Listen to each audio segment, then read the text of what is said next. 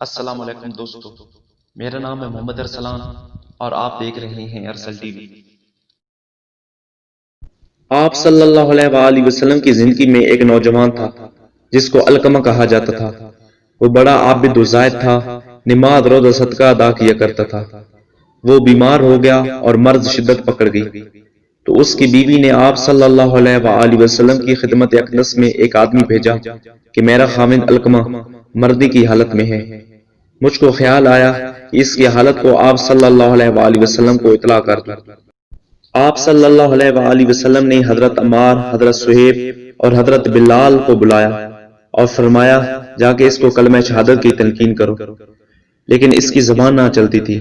رسول صلی اللہ علیہ وآلہ وسلم کو اس کی زبان کے کلمہ شریف پر نہ چلنے کی اطلاع دی تو آپ صلی اللہ علیہ وآلہ وسلم نے فرمایا کہ اس کے ماں باپ میں سے کوئی ایک زندہ ہے؟ عرض کیا جی ہاں، اس کی ماں زندہ ہے جو کہ بہت ضعیف ہے۔ آپ صلی اللہ علیہ وآلہ وسلم نے اس کی طرف ایک آدمی بھیجا، اس کی ماں کو کہنا اگر تجھے میرے پاس آنے کی طاقت ہو تو آ جاؤ، ورنہ وہاں ٹھہر، میں خود تیرے پاس آؤں گا۔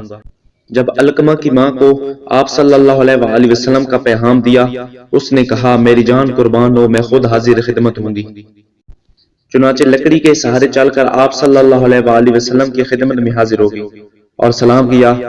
آپ صلی اللہ علیہ وآلہ وسلم نے سلام کا جواب دیا اور فرمایا کہ اے علقمہ کی ماں، سچ سچ بتا، اگر جھوٹ بولے گی تو اللہ تعالیٰ کی طرف سے میرے پاس وحی آ جائے گی۔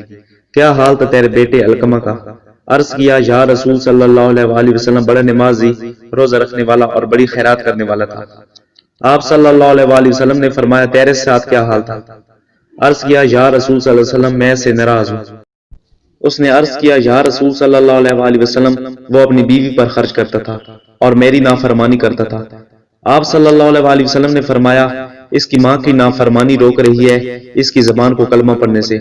پھر فرمایا اے بلال جاؤ اور بہت سی لکڑیاں جمع کرو۔ اس عورت نے کہا یا رسول صلی اللہ علیہ وآلہ وسلم لکڑیوں کا کیا کریں گے؟ آپ نے فرمایا ان سے علقمہ کو جلائیں گے۔ اس عورت نے کہا یا رسول صلی اللہ علیہ وآلہ وسلم وہ تو میرا بیٹا ہے، میرا دل برداشت نہیں کرتا کہ آپ اس کو میرے سامنے جلائیں۔ آپ صلی اللہ علیہ وآلہ وسلم نے فرمایا اے علقمہ کی ماں، اللہ تعالیٰ کا عذاب تو دائمی ہے، اگر تو راضی ہے کہ اللہ تعالیٰ اس کی مغفرت فرما دے تو اس پر خوش ہو جا۔ آپ صلی اللہ علیہ وآلہ وسلم نے فرمایا قسم ہے اس کی ذات کی جس کے قبضے میں میری جان ہے، نہ فائدہ دے گی علقمہ کی عبادت جب تک تو ناراض رہے گی اس پر۔ اس عورت نے عرض کیا یا رسول صلی اللہ علیہ وآلہ وسلم میں گواہ بناتی ہوں اللہ کو، اس کے فرشتوں کو اور جو مسلمان یہاں حاضر ہیں، بے شک میں راض ہوں اپنے بیٹے علقمہ پر۔